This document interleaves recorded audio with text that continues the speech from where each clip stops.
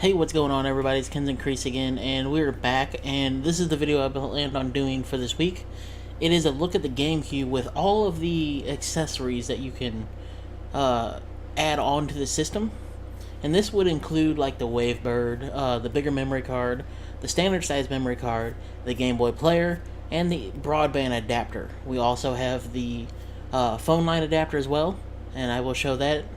But we have some video coming up now of different angles of the GameCube with different attachments and so on and so forth. So I hope you guys enjoy.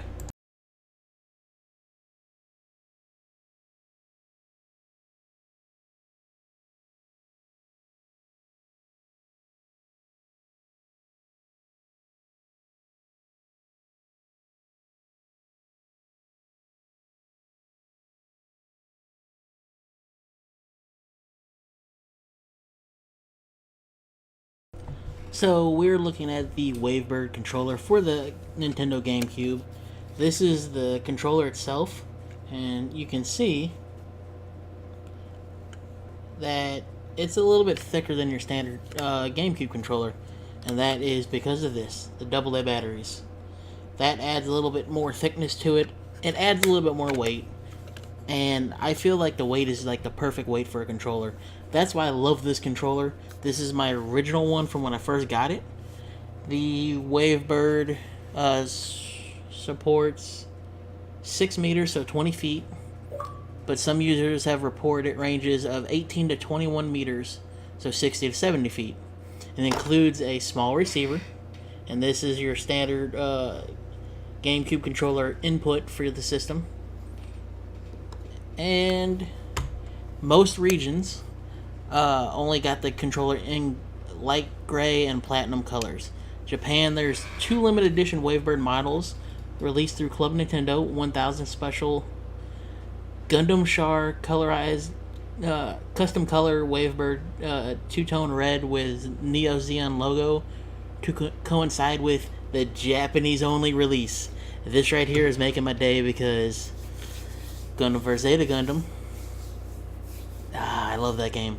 And a Club Nintendo Wavebird white top with a light blue bottom with the Club Nintendo logo on it.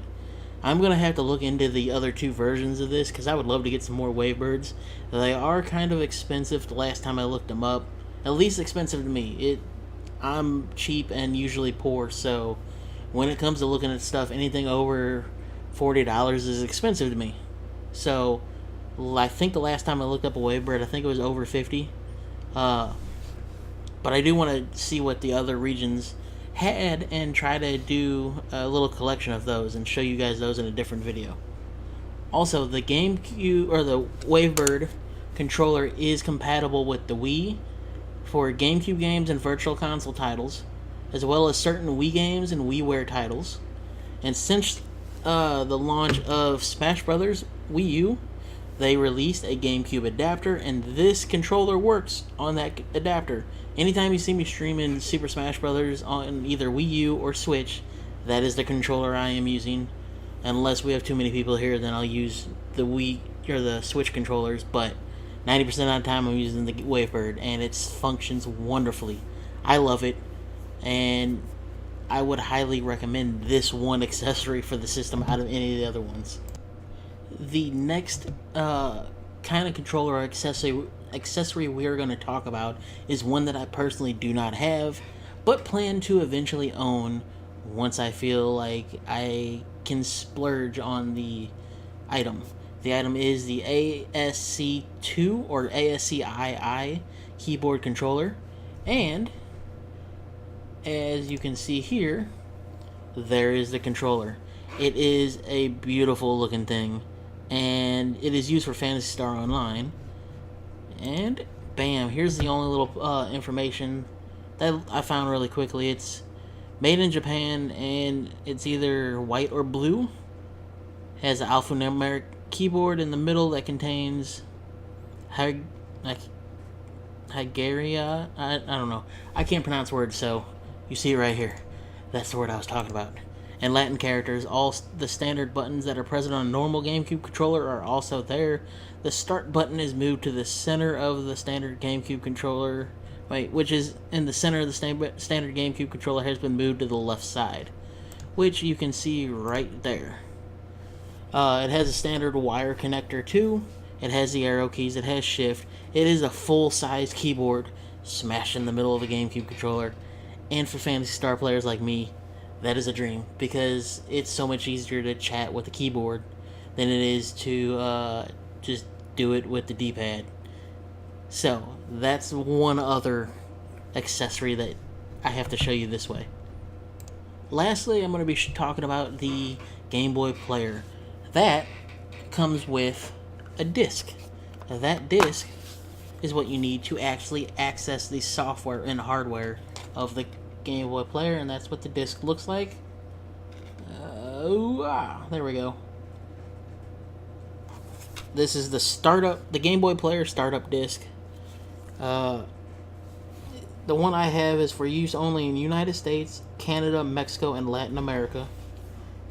And it's modeled DOL6 USA. So, this gets put in your GameCube like a normal game. Then you grab one of your random games for the GameCube, or for the Game Boy Advance, and you plug it into the bottom of the system, facing down. I have a video of that, plus this wire, and this wire has two connectors, or technically three. Your standard input for the GameCube, a link cable for the GBA, as well as this adapter here. Now, if you guys seen my video on Link's Awakening, once we transitioned from the black and green into the full color, we were playing on the GameCube, on the Game Boy Color, or Game Boy Player, with this attached to this. Like so, with this plugged into the system. Which I'll grab one of those videos and you'll see a little example of that while I'm talking.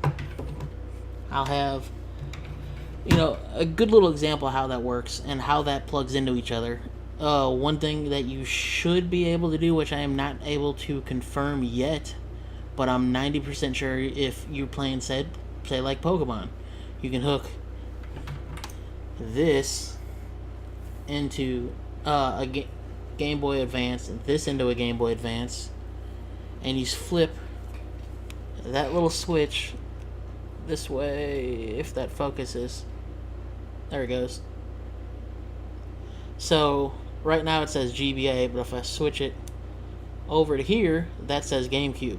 That determines how this knows it's getting hooked up. If you want to use it as link cable, you can. It also, totally forgot about this, but has room for another link cable to link into that, so you can use it as multiple different things. Right. Gotta dodge the bats. Dodge the bats. Hit. Dodge this thing. Hit.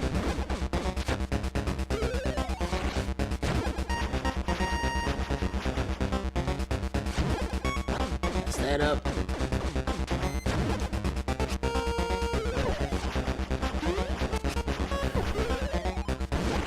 I can't believe I'm doing this battle game right now. Alright, one more hit should do it. There we go. Dodge. Alright, hold on. I need this. Alright, that's taken care of. Now I need to have this and this. Can we do it? I believe we can. Final boss.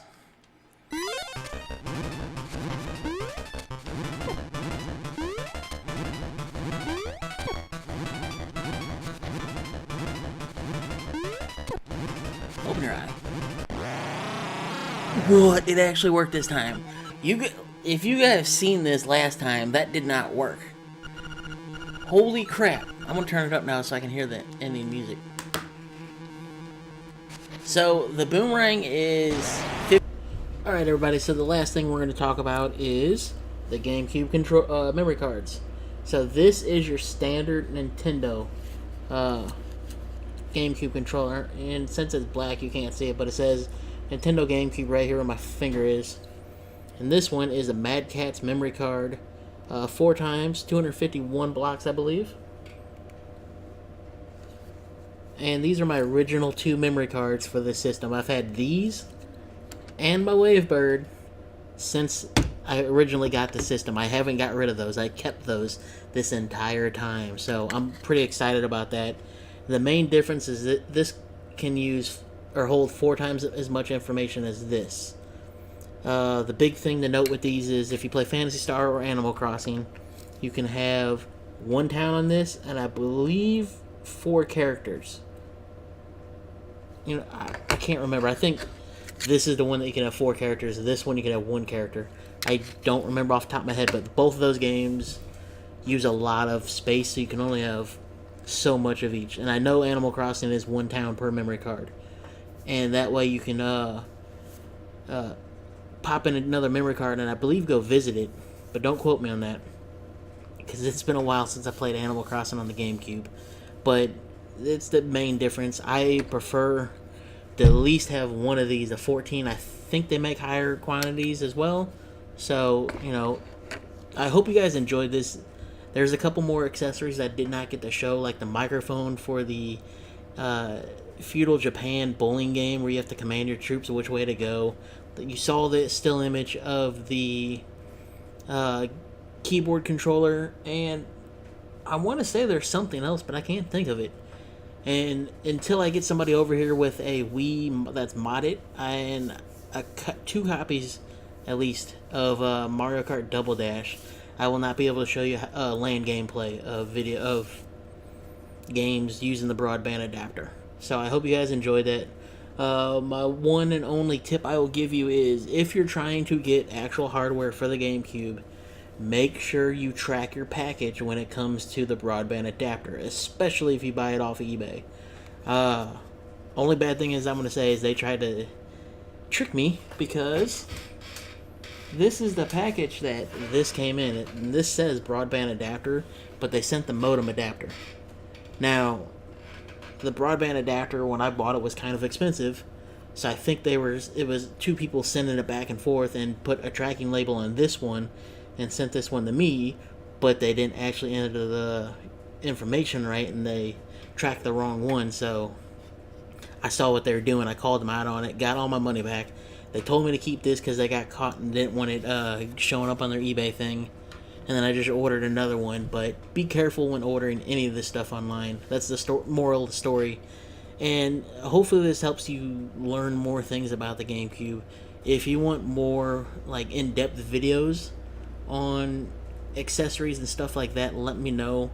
I'll actually go in and start researching in-depth pieces of each individual item and see if we can contact some people about what they decided to do with said thing or why they didn't bring it to the States and whatnot.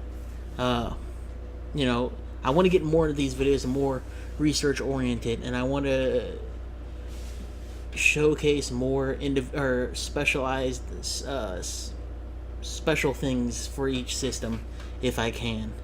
And it all comes down to you guys to let me know if this is something you want to see, or do you just want to see the let's plays or guides or first looks and that kind of stuff. Lets me determine what needs to be done. Again, thank you for joining. Don't forget to check the links in the description. PayPal, Patreon, Twitch, Twitter.